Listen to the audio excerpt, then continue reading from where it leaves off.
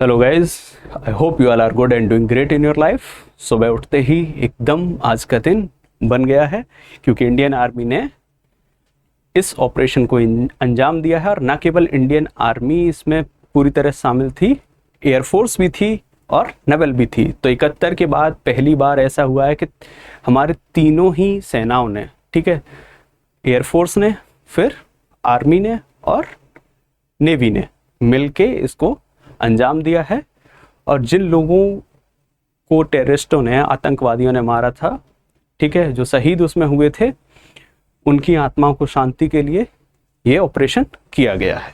ठीक है, आगे बढ़ते हैं, देखते हैं कि दरअसल ये प्रक्रिया जो है पाकिस्तान को 1000 बार समझाने के बावजूद भी जब वो बार बार इस तरह की चीज़ें करता है तो इसका ओरिजिन कहाँ से शुरू होता है, क्यों ये सारी चीज़ें देखने को मिल रही हैं, क्यों बार बार समझाने के बावजूद वो नहीं मान रहे हैं। ठीक है, तो इन चीज़ों को हिस्टोरिकली अपन देखते हैं। 9 कैंप्स पर अटैक किया गया है, 9 टेररिस्ट जो कैंप्स थे उनको ध्वस्त किया गया है। ठीक है, एयरफोर्स के थ्रू मिसाइल अटैक किया गया और वहाँ पर बहुत सारे कैंप जो हैं उनमें से कुछ कैंप ऐसे हैं जिनमें ट्रेनिंग की जाती थी, जिनमें टेररिस्टों को ट्रेनिंग दी जाती थी, ऐसे कैंप भी ध्वस्त किए गए हैं, तो उन पर भी अपन चर्चा करेंगे। उससे पहले देख लेते हैं कि हिस्टोरिकली ये शुरुआत होती कहाँ से है। हिस्टोरिकली शुरुआत होती है सबसे पहले कि देश आज़ाद हुआ 47 में। 1947 में 2 देश बने। 2 देशों में से एक देश के 2 पार्ट थे, एक ईस्ट पाकिस्तान था, एक वेस्ट पाकिस्तान था, और अब हमारा प्यारा भारत था। ठीक है, तो ईस्ट पाकिस्तान के जो लोग हैं वो अब बांग्लादेशी कहलाते हैं। ठीक है, 71 के बाद से। उससे पहले समझिए कि जब पाकिस्तान अलग हुआ तो उसके आधारभूत विचारधारा क्या थी। विचारधारा ये थी कि जिन्ना बिलीव करते थे टू नेशन थ्योरी में। वो मानते थे कि मुस्लिम न केवल एक धर्म है बल्कि ऐसी विचारधारा है जो कभी भी इस तरह से इंकलकेट नहीं हो सकती है जैसे गांधी चाहते थे। इस वजह से 2 देश अलग बने। ठीक है, आज़ादी के बाद 47 में। अब जब 2 देश अलग बने तो वही विचारधारा आज़ादी के बाद से एक नई विचारधारा को जन्म देने लगी, जिसने कबायली हमले के तौर पर जन्म लिया। कहाँ पर? कश्मीर में। ये सारे के सारे ट्राइबलर ट्रेडर्स जिन्हें बोल देते हैं, ठीक है, वैसे कबायली का मतलब ही यही होता है। ठीक है, जो ट्राइबल रेडर्स अगर मैं बोलूं तो उनको कबायली हमले बोला जाएगा। वो क्या करने लगे, कश्मीर में आने लगे और कश्मीर में आके अटैक करने लगे। सबसे पहला अटैक अगर तुम देखोगे तो देश आज़ाद होने के बाद में, देश आज़ाद कब हुआ? हम आज़ाद हुए 47 में, और कबायली हमले जो हैं वो सितंबर 47 से शुरू हो गए। ठीक है, और ये कबायली हमले सितंबर 47 से इसलिए शुरू हो गए क्योंकि वहाँ पर लोगों के अंदर इस प्रकार के विचार डाले जाने लगे कि आप मेजॉरिटी किसके हैं, एक धर्म विशेष की हैं, आप मुस्लिम मेजॉरिटी के हैं, तो आप क्यों नहीं हमारे साथ मिल जाते। जब लोगों ने वहाँ पर रजिस्ट किया तो वो अटैक्स शुरू हो गए। और ये कबायली हमले सितंबर 47 से लेके 49 तक चले। ठीक है, 49 में तुम देखोगे सीज फायर होता है 1 जनवरी 1949 को, और इस सीज फायर में ये चीज़ डिसाइड हो गई कि भाई जो भी इस तरह से विचारधारा के लोग हैं, ठीक है, उनको भारत रजिस्ट करेगा। और जम्मू कश्मीर में जैसे कि वो लोग अपने एक इंडिपेंडेंट स्टेट के रूप में निकले थे कि भाई हमको हमारा एक कॉन्स्टिट्यूशन दो, हम अपने अलग तरीके से चलाएंगे, तो उनको वो चीज़ कर नहीं दी जाएगी।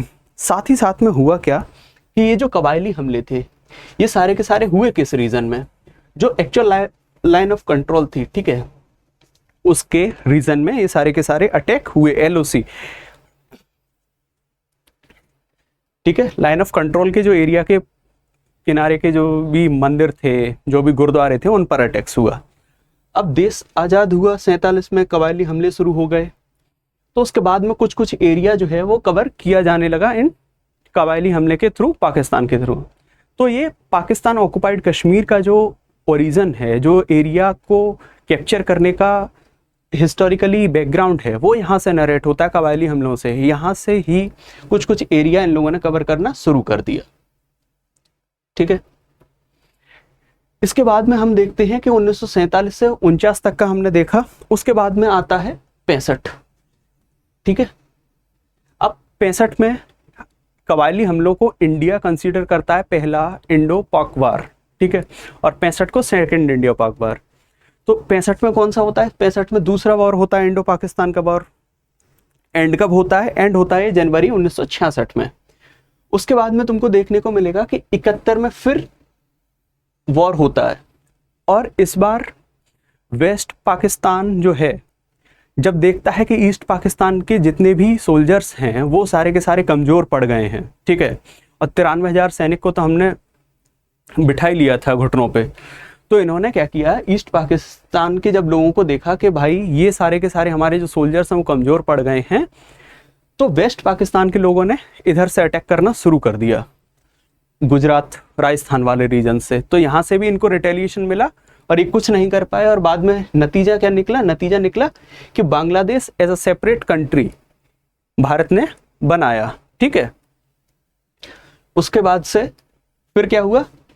1974 में हमने न्यूक्लियर टेस्ट किया पोखरण में, और न्यूक्लियर टेस्ट जब हमने पोखरण में किया तो उसके बाद में पाकिस्तान को थोड़ा सा भय हुआ, डर हुआ, लेकिन इन्होंने बदतमीजी अपनी बंद नहीं की।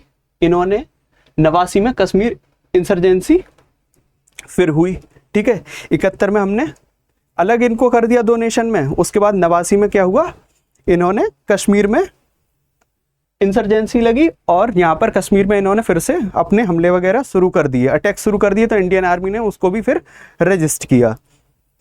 अब देखो कि 98 में क्या होता है। 98 में भारत भी एक न्यूक्लियर टेस्ट करता है पोखरण सेकंड से, और पाकिस्तान भी अपना एक न्यूक्लियर टेस्ट करता है। अब दोनों पर न्यूक्लियर बॉम्ब हो गए हैं। तो फिर मई 1998 में ही क्या होता है? मई 1998 में ही एक ट्रिटी या पैक्ट साइन होता है कि नो फर्स्ट यूज़ का, और दोनों उस पर एग्री कर जाते हैं कि भाई नहीं करेंगे। लेकिन 98 का एक साल भी पूरा नहीं हुआ और 99 में फिर से वॉर शुरू हो गया, जिसको हम कारगिल वॉर बोलते हैं, और इसमें काफ़ी भारतीय सैनिक शहीद हुए थे, ठीक है। उसके बाद में फिर आगे बढ़ो तो 99, यहाँ से तुम देखो 47 से ये शांत नहीं हुए, 47 हुआ, फिर 47 से 49 चलने के बाद 65 में हुआ, फिर 71 में हुआ, ठीक है। उसके बाद फिर ये 89 में शुरू हो गए, फिर 98 में टेस्ट हुआ, फिर 99 में कारगिल वार हुआ। और इतने भी ये समझदार नहीं हैं कि इन्होंने तब तक ये भी नहीं देखा कि अभी अभी कारगिल वॉर ख़त्म हुआ है, इतना सारा एग्रीमेंट हुआ, लोगों की जनधन की हानि हुई, लेकिन ये लोग बदतमीजी अपनी दिखाने के लिए 2001 में फिर से इंडिया में आके पार्लियामेंट अटैक कर देते हैं। और इस बार 5 टेररिस्ट आते हैं पार्लियामेंट को हाईजैक करने के लिए। वो तो इत्तेफाक ऐसा होता है कि गेट नंबर 1 से घुसने की जगह ये गेट नंबर 5 से घुस जाते हैं और आगे ब्लॉकेज मिल जाता है, जिसकी वजह से पैनिक करते हैं और फिर अंधाधुंध वहीं फायरिंग कर देते हैं। अदरवाइज जो ये 1 से घुस जाते तो हो सकता था कि जो इनका प्लान था वो एग्जीक्यूट ये कर लेते, ठीक है। वहाँ पर इंडिया की सिक्योरिटी की भी थोड़ा सा लूफोल थे कि हमने ध्यान नहीं दिया। ये एक गाड़ी में बैठ के आए जो कि राष्ट्रपति या किसी ऑफिशियल पोस्ट वाले पर्सन की गाड़ी थी, तो चेक करने वाले ने चेक नहीं किया कि अंदर बैठा कौन है, गाड़ी को बस देख के आगे से बैरिकेडिंग हटा दी गई, जिस पर एक वेब सीरीज भी बहुत अच्छी बनी है, के मेनन ने जिसमें रोल किया है, स्पेशल ऑप्स, ठीक है। तो वो पार्लियामेंट अटैक पर ही पूरी बनाई गई है, ठीक है। 2001 में होता है पार्लियामेंट अटैक।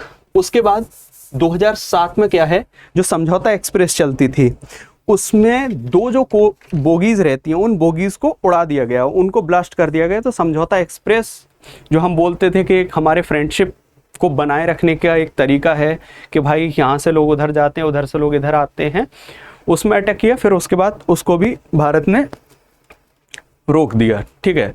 लेकिन 1 साल के तुरंत बाद 2007 में ये इंसिडेंट हुआ। 2008 में 26/11 अटैक।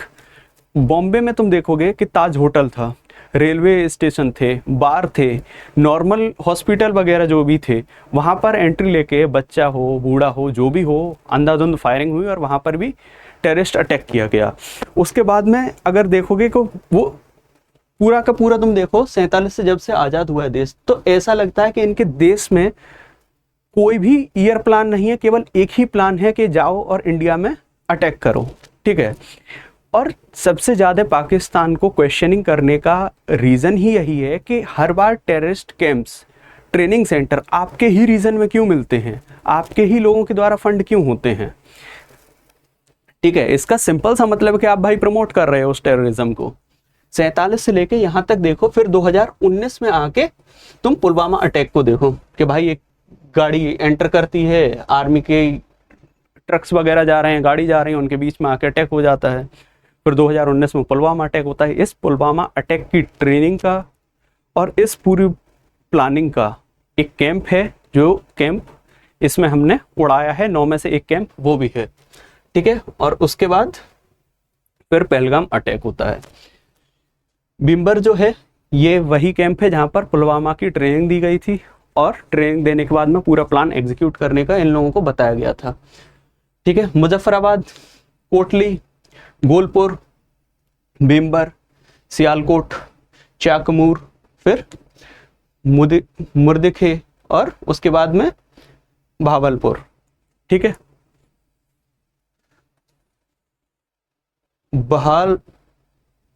बहावलपुर। ठीक है, और ये बहावलपुर जो है, इसमें अगर देखो तुम ज्योग्राफिकली तो ये 100 किलोमीटर अंदर है पाकिस्तान के। ये 9 के 9 जो एरियाज में अटैक किया गया है, इनमें से 5 तो हैं पीओके में और बचे 4 कैंप हैं पाकिस्तान के अंदर। अब अगर पाकिस्तान ये चीज एक्सेप्ट नहीं करे तो फिर कौन करेगा कि तुम टेररिस्ट को अपने घर में रखे हो और टेररिज्म को बढ़ावा दे रहे हो।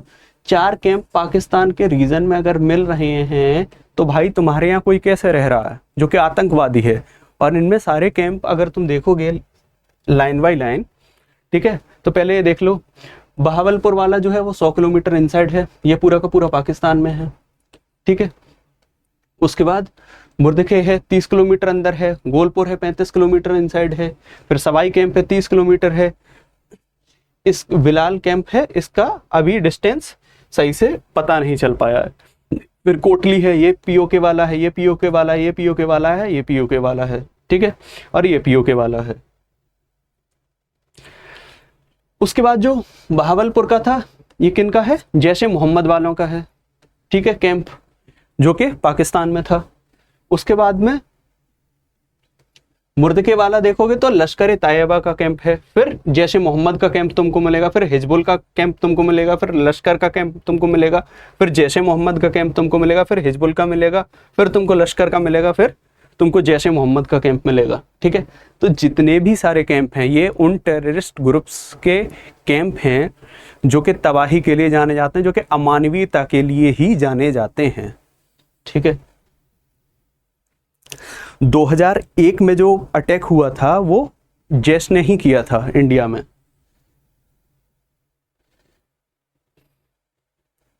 ठीक है, इस तरह से हमने देखा कि किस तरह से पाकिस्तान ने चेन ऑफ सीक्वेंस में भारत पर अटैक किए हैं, किस तरह से हिस्टोरिकली इनका ओरिजिन रहा है।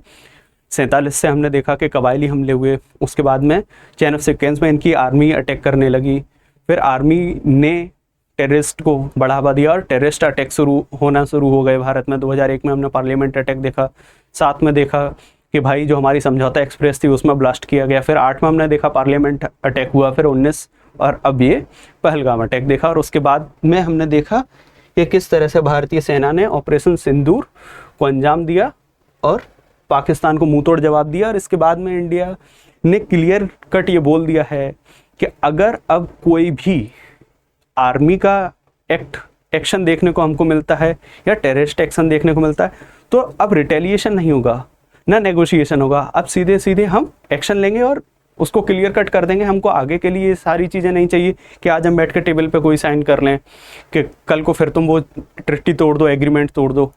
ठीक है, तो ऐसा हम नहीं, इसके लिए हम नहीं बैठे हैं। अगर तुम कुछ भी करोगे तो मुंह तोड़ जवाब मिलेगा और इंडियन आर्मी इसके लिए तैयार है। उनको ट्रेलर हम दे चुके हैं, पिक्चर अगर उनको देखनी हो तो कुछ करें तो पिक्चर भी दिखा दी जाए, और उससे भी ज़्यादा कुछ देखना हो तो थोड़ा सा और करें तो वेब सीरीज उनकी पूरी हिस्ट्री पे बना दी जाए। Thank you very much for today's this knowledge session. Stay happy and healthy. जय हिंद, जय भारत, इंडियन आर्मी की जय हो।